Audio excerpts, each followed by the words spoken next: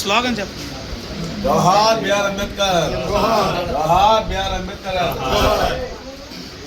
ఈరోజు భారత రాజ్యాంగ నిర్మాత డాక్టర్ బాబాసాహెబ్ భీమ్రావ్ అంబేద్కర్ గారి యొక్క 135వ జయంతి సందర్భంగా విజయవాడ తూర్పు నియోజకవర్గం ఈస్ట్ ఎమ్మెల్యే గారి ఆఫీస్ అయినటువంటి గద్దె రామ్మోహన్ గారి ఆఫీసులో ఈరోజు చిత్రపటాలంకరణ చేయడం జరిగిందండి.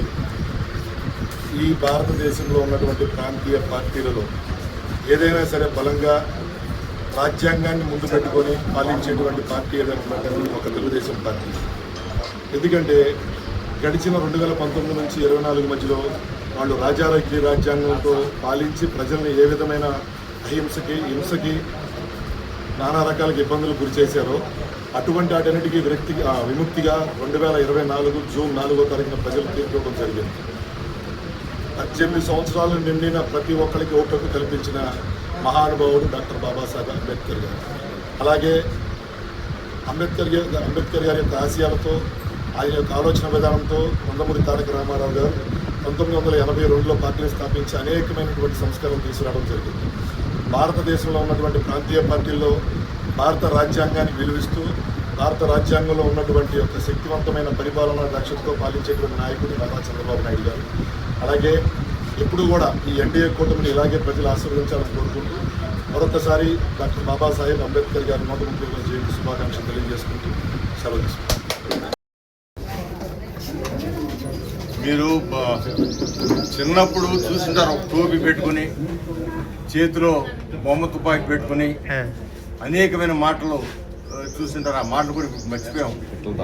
ఇది ఇక్కడ 76 అంతస్తులు నేను రేపు కట్టబోతా ఉన్నాను. లేకపోతే పిట్టల దొర అంటారు. పిట్టల దొర మాటలు అంటే అర్థమైపోతుంది. సో అలాంటి పిట్టల దొరలు ఇవాళ చాలామంది ఉన్నారు వైఎస్ఆర్సీపీ పార్టీ. అవగాహన లేని మాటలతో ఇప్పుడు అది ఇప్పుడు వాళ్ళ చెల్లెలే చెప్పింది కదా, అవి కొట్టాలి ఆ పేరు పెట్టమని పులివెందుల అవినాష్ గారి పేరు మీద గొడ్డలనే గుర్తుతో పెట్టమనండి.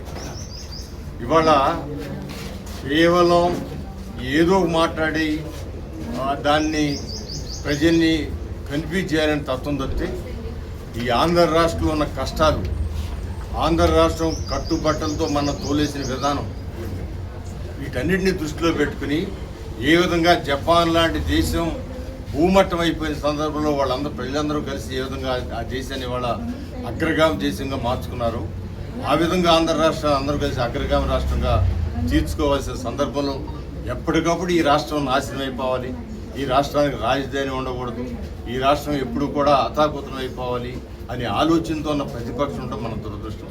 అందువల్ల అలాంటి మాటలు ఏమి పట్టించుకోవాల్సిన అవసరం లేదు. అతని పేరు మరీ కూడా ఉచ్చరించాల్సిన అవసరం లేదు.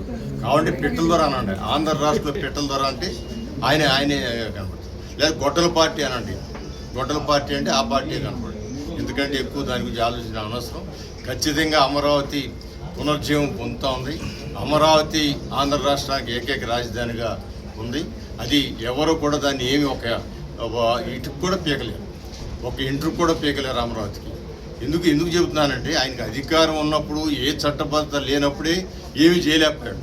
ప్రతి సంవత్సరం మీ అందరికి గుర్తుంటే ప్రతి సంవత్సరం ఉగాదికి మేము వెళ్ళిపోతున్నాం విశాఖపట్నం అనేవాడు, లేదా దసరాకి మేము వెళ్ళిపోతున్నాం విశాఖపట్నం అనేవాడు, సంక్రాంతికి మేము వెళ్ళిపోతున్నాం అట్లాంటి దసరాలు సంక్రాంతులు 3-4 వచ్చినాయి. కానీ ఆయన ఎక్కడికి కదలలేకపోయాడు. అందువలన చట్టబద్ధత ఉన్న ఈ రాష్ట్ర రాజధానిని ఎవరు కూడా ఏమీ చేయలేరు. అందువల్ల అలాంటి ఆలోచన మనం మానుకుని అలాంటి మనిషి మాటల గురించి ఆలోచన చేయకుండా మనందరం ప్రజల యొక్క సహకారంతో ఏ విధంగా ప్రజా రాజధాని నిర్మించుకోవాలి అది దాన్ని ఆలోచన చేసి ముందుకు వెళ్ళాల్సిన అవసరం ఉంది. సందర్భంగా ఆయన ఘనమైన నివాళులు అర్పిస్తూ అంబేద్కర్ గారికి ఈ భూమి ఉన్నంత వరకు, భారతదేశం చక్కగా ఉన్నంత వరకు కూడా ఆయన అమరజీవి, మరణం లేని వ్యక్తి. ఈ రోజున ప్రపంచంలో అన్ని దేశాలు ఏదో ఒక సమయంలో ఇబ్బందులకి ఒడిదుడుకులు లోనై ఆ దేశాలు అనేకమైన కష్టాలు పడినా భారతదేశం సమగ్రమైన విధానంలో ఆయన రచించిన రాజ్యాంగం ఒక ఇనప కవచంగా ఉండి ఎలాంటి ఒడిదుడుకులు లేకుండా మనం ఒక సాంప్రదాయాన్ని, సంస్కృతిని, మరి అనేక మతాలు, కులాలు కలిసి ఉన్న ఈ భారతదేశాన్ని ఒక సమన్వయంతో ముందుకు వెళ్తా ఉందంటే అది రాజ్యాంగంలో మనకు కల్పించిన హక్కులు, అది రచించిన వ్యక్తి అంబేద్కర్ గారు మనం నిరంతరం గుర్తుపెట్టుకోవాల్సిన మనిషి. అందువల్ల ఈ జయంతి కాదు, అనేకమైన జయంతులు మనుషులు పుడతారు, వెళ్ళిపోతారు. కానీ అంబేద్కర్ గారు మాత్రం ఎప్పుడు మన మధ్య ఉంటారు. ఆయన రాజ్యాంగం మన మధ్యలోనే ఉండి ఆ రాజ్యాంగం ద్వారా ఆయన చూసుకుంటూ ఈ రాజ్యాంగాన్ని కాపాడుకోవాల్సిన బాధ్యత మనందరిలో ఉందని భావిస్తూ మరొకసారి ఆయన ఘనమైన వాళ్ళు అర్పిస్తున్నాం. జోహార్ డాక్టర్ బిఆర్ అంబేద్కర్. జోహార్ డాక్టర్ బిఆర్ అంబేద్కర్. జోహార్ డాక్టర్ బిఆర్ అంబేద్కర్.